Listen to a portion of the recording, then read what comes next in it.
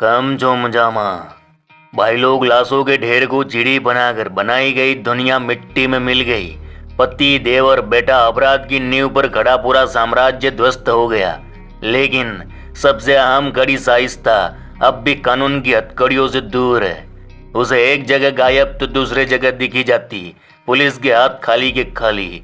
रा मामा, जब एक एक कर अतीक के गैंगलैंड की दीवारें गिराई जा रही थी, तब हर बार शाइस्ता के पास यह मौका था कि वह कानून के सामने सरेंडर कर दे। लेकिन उसने हर बार कानून को उल्टा चश्मा पहनाकर कानून के सामने चुनौती पेश की।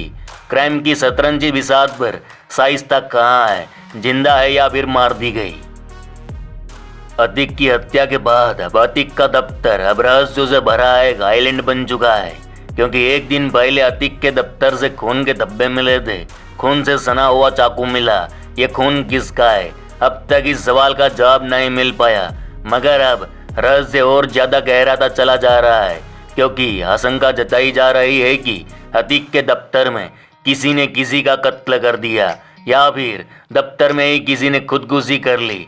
मामला इसलिए और भी गंभीर होता जा रहा है क्योंकि कल जहां खून के धब्बे मिले थे, उसी दफ्तर में आज अजीब सी दुर्गंध आ रही है। इतना कुछ हो रहा है मगर यूपी पुलिस को कुछ भी क्यों नहीं दिख रहा है।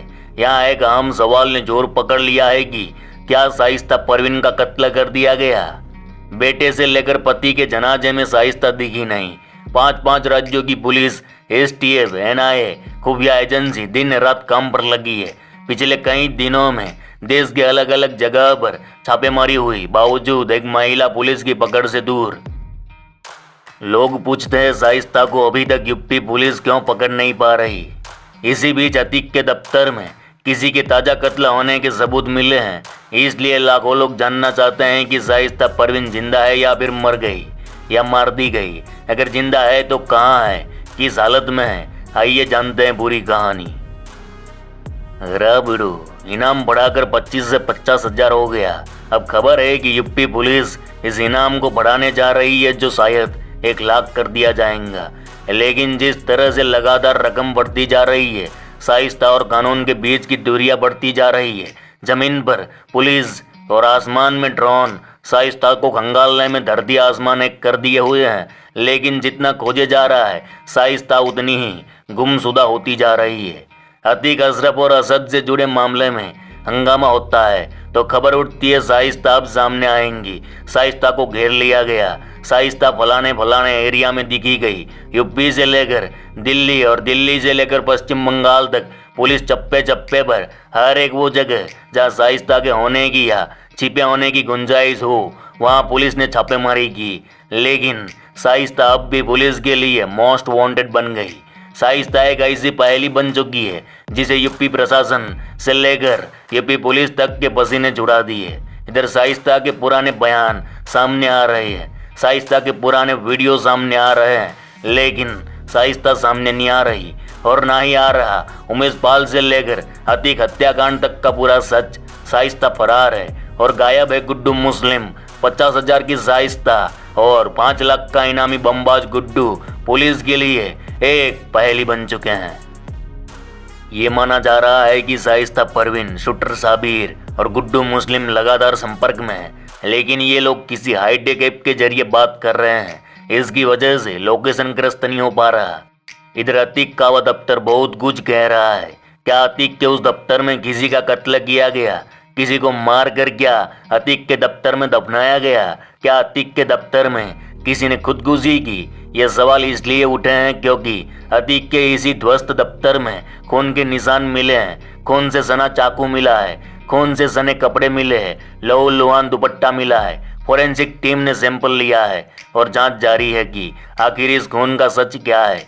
लेकिन आशंकाएं बढ़ती जा रही है हत्या के लिए और खुदकुशी के लिए। इधर इस पूरे मामले को लेकर पुलिस ने 2 आशंका जताई है। या तो किसी किलर ने आकर यहाँ घटना को अंजाम दिया है, चाकू से हत्या की है, और फिर बॉडी कहाँ ले गया वह बड़ा सवाल है। दूसरी आशंका यह जताई जा रही है कि क्या यह खुदकुशी तो नहीं, क्योंकि जो चाकू मिला है उसके हैंडल पर खून के निशान नहीं मिले, बल्कि जो आगे का हिस्सा होता है उस पर खून के निशान है। यानी अतीक के इस दफ्तर में 2 थियरी सामने आ रही है, हत्या और खुदकुशी की। अब सवाल यह है कि अगर हत्या हुई है तो किसने हत्या की, हत्या हुई तो किसकी, हत्या हुई तो शव कहाँ है। दूसरी बात, खुदकुशी की तो किसने, किसी ने खुदकुशी की तो शव क्यों नहीं मिला। अरे बाबा, अब आगे की कहानी सुनो। परसों दफ्तर में खून के छिट्टे दिखे थे, चाकू दिखा था, मगर आज इसी दफ्तर में दुर्गंध आ रही है। दफ्तर में तैनात पुलिस कर्मियों के मुंह पर बंधा हुआ कपड़ा इसका सबूत है। यहाँ बता दो कि अतीक के उस दफ्तर में, जिस कमरे में जब से चाकू, खून, दुपट्टा और टूटी चूड़ियां मिली है, तब से उस पूरे एरिया को सील कर दिया गया है। उस कमरे वाले एरिया पर पुलिस के जवान तैनात है और वहाँ पुलिस के अलावा किसी को जाने पर पाबंदी है। बताया जा रहा है कि वहाँ अब दुर्गंध आने लगी है। दुर्गंध इतनी तेज है कि वहाँ तैनात पुलिस कर्मियों को अपने चेहरे कपड़े से ढकने पड़ रहे हैं और दुर्गंध इतनी भयानक है मानो कोई मरे हुए पशु की जो बू आती है उसी प्रकार बू आ रही है। अब सवाल है कि क्या वहाँ कोई लाश मिली है, क्योंकि जिस तरह से दुर्गंध फैल रही है तो यह सवाल तुरंत जहन में उठने लगता है। बता दूं कि पिछले 2 दिन से घटना वाले पूरे एरिया को सील कर दिया गया और वहाँ क्या क्या मिला, क्या कुछ हुआ, उससे पुलिस बता नहीं रही है। उस जगह पर पुलिस की लगातार टीमें काम पर लगी हुई है, कोई कुछ कहने को तैयार नहीं। इससे लगता है अतीक के उस दफ्तर से कुछ तो ऐसा मिला है जिसने पुलिस के हाथ पांव फुला दिए। इधर पुलिस वाले इस दुर्गंध को नजरअंदाज कर रहे हैं। जब साहब से सवाल किया गया इस दुर्गंध पर तो वे बोलते हैं कोरोना है तो मुंह तो ढकना पड़ेगा। खैर, यहाँ सबसे बड़ा सवाल है कि क्या है अतीक के उस दफ्तर का राज। अब ये सारे सवालों के जवाब ना पुलिस दे रही है ना कोई और। इधर शाइस्ता परवीन, बमबाज गुड्डू मुस्लिम, शूटर साबिर, अशरफ की पत्नी जैनब और बहन आयशा नूरी कानून के लिए एक पहेली बन चुका है। इधर पुलिस की ओर से दावा किया जा रहा है कि शाइस्ता प्रयागराज में ही छिपी हो सकती है। उसके मददगारों ने उसे पनाह दी है। यूपी पुलिस, एसटीएफ और क्राइम ब्रांच की टीमें शाइस्ता की गिरफ्तारी के लिए प्रयास कर रही है। ऐसे में नई तस्वीर सामने आने के बाद पुलिस को उस तक पहुंचने में कामयाबी मिल सकती है। नई तस्वीर अहम कड़ी बन गई है। साथ ही शाइस्ता को लेकर बताया जा रहा है कि वह माफिया अतीक अहमद की संपत्तियों पर कब्जा करने की कोशिश में जुट गई है। शाइस्ता परवीन की जो तस्वीर सामने आई है उसको लेकर कई प्रकार की चर्चाएं चल रही है। इस तस्वीर को शाइस्ता परवीन की सबसे ताजा तस्वीर बताया जा रहा है। इससे पहले शाइस्ता के जो फोटो सामने आए थे वह पुराने थे या बुरखे में थे। ऐसे में पुलिस को शाइस्ता तक पहुंचने में यह तस्वीर काफी मदद कर सकती है। उमेश बाल हत्याकांड के बाद शाइस्ता परवीन को पूछताछ के लिए बुलाया गया था। प्रयागराज के सुलेम सराय में जीटी रोड पर 24 फरवरी को वकील और राजूपाल मर्डर केस के मुख्य गवाह उमेश बाल की हत्या कर दी गई थी। शाइस्ता पुलिस पूछताछ के बाद फरार हो गई थी। उसके बाद उसके मत्थे 25,000 का इनाम ठोक दिया गया, जो राशि बढ़ाकर 50,000 कर दी गई। अब 1 लाख बढ़ाने की बात सामने आ रही है। शाइस्ता परवीन को लेकर यह भी दावा किया जा रहा है कि वह अतीक अहमद गैंग पर अपना वर्चस्व स्थापित करने में जुट गई है। बेटे असद के एनकाउंटर और डॉन अतीक अहमद की हत्या के बाद भी सामने नहीं आने वाली शाइस्ता को लेकर बड़ा दावा किया जा रहा है। कहा जा रहा है कि माफिया डॉन की उत्तर प्रदेश और देश के अन्य हिस्सों की संपत्तियों पर कब्जे के लिए वह चार्टर्ड अकाउंटेंट की मदद ले रही है। इसके जरिए वह उन संपत्तियों को अपने नाम पर कर रही है। पुलिस की गिरफ्त से बाहर रहकर वह गैंग को भी ऑपरेट कर सकती है। इस प्रकार का अंदेशा भी लगाया जा रहा है।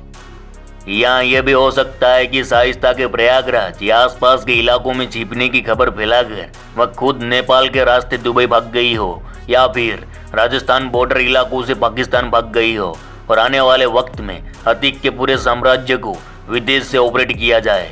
यानी अगर ऐसा हुआ तो पुलिस के लिए मुश्किलियां बढ़ सकती है। खैर, आपको क्या लगता है अतीक के दफ्तर में जो खून, चाकू, कपड़े, टूटी चूड़ियां मिली वह किस तरफ इशारा है? कमेंट में जरूर बताना। चलो इस गुज्जू भाई का राम राम, मिलते हैं फिर।